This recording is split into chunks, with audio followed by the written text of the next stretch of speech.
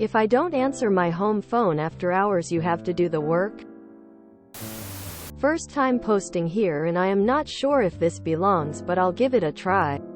Back in the late 2000s, I managed a call center. We conducted opinion surveys for government programs and universities mostly, but no selling. Background. During the busy season, one would have about 8 supervisors and approximately 100 staff on the phones, with hours from 9 a.m. 9 p.m.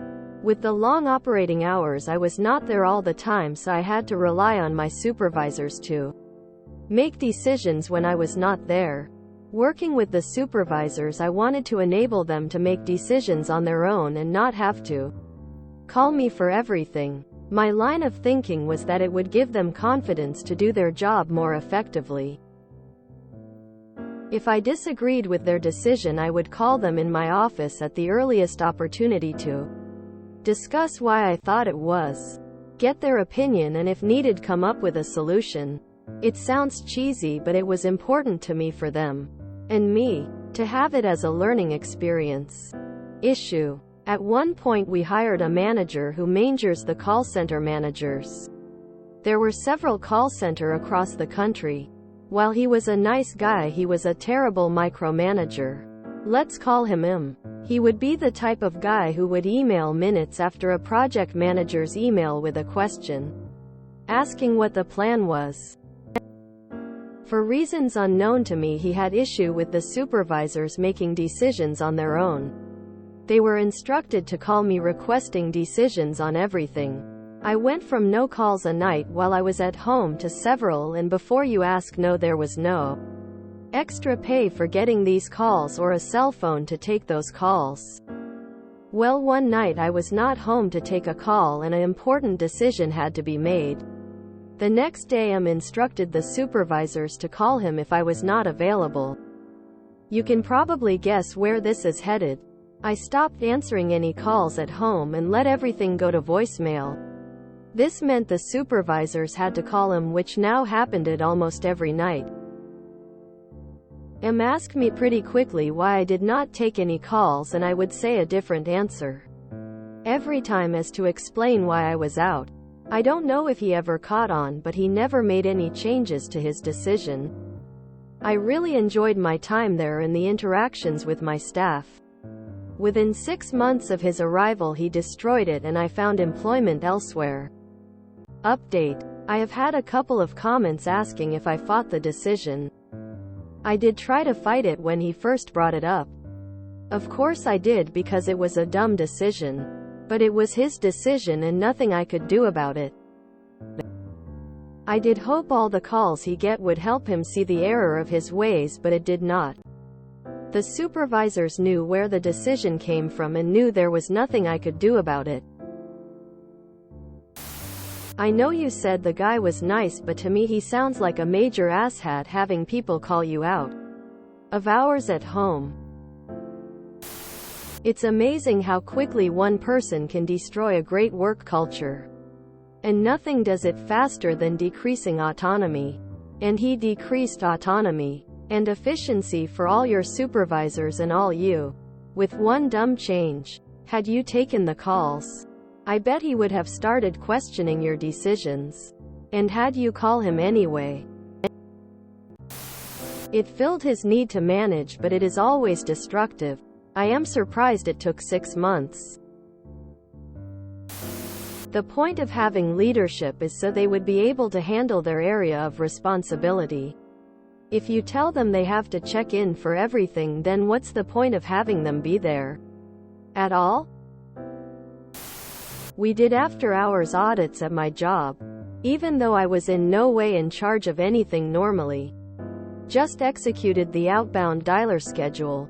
It became my project. I actually loved the after-hours audits when I was an agent. And this was fine when I worked 4P1A. It was less fine when I switched to 8A5P. But was not taken away from me and given back to the actual project manager. I told the night soup to text me with any judgment calls. Should I pass or fail this? But then I started getting texts from agents. Which is weird. BC anyone other than the manager on duty wasn't allowed to have their phone in the building. No MC on my part. Though, I did enjoy the time I texted back. Well, unknown texting entity. Quote, "Why didn't you pick up?"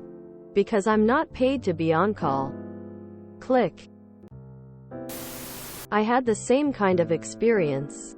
Some people are so afraid of doing things wrong they refuse to take decision.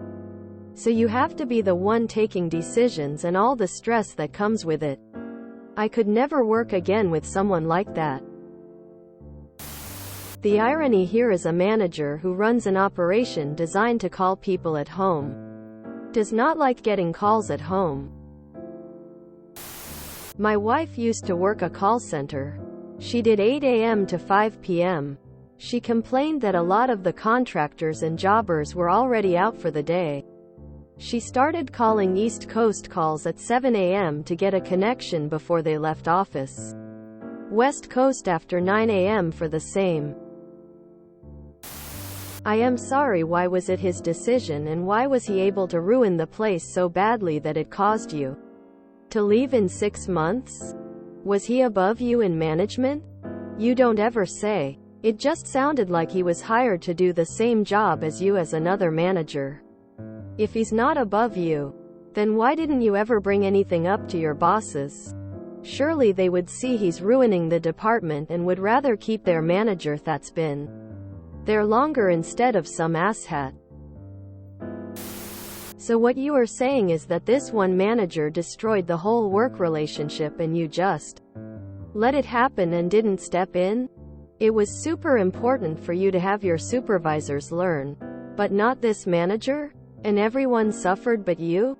What did I just read? Why didn't you explain to him that it would be better if the supervisors had the autonomy to make decisions? Let's call him M. No, let's not. Using abbreviations is against the spirit of Rule 8. Give him a name. Call him Bob if you must, or Charlie. But not M. Hired a manager who mangers the call center managers. I think you misspelled angers the call center managers. It seems you hit the nail right on the proverbial head when it comes to expectations that people have from a certain personality. Nice guy appearance. Terrible him, he gets the benefit of the doubt and nobody higher up wants to confront him because he's doing their bidding. Thanks for including that contrast. Had the same situation with a woman director at a major nonprofit once. Seemed very nice and confident in person but was terribly insecure in her work, micromanaged all the staff. Everyone was afraid to say anything and be branded for life on their already low wages. I was the contractor though. So when this director, appointed by the World Bank, intervened with my contract and suggested I should accept a lower hourly rate, I brought certain things to her attention in writing. She dutifully shared my correspondence with her senior staff, one of whom must have finally had the courage to alert someone in a position to do something, as the director was replaced in due course.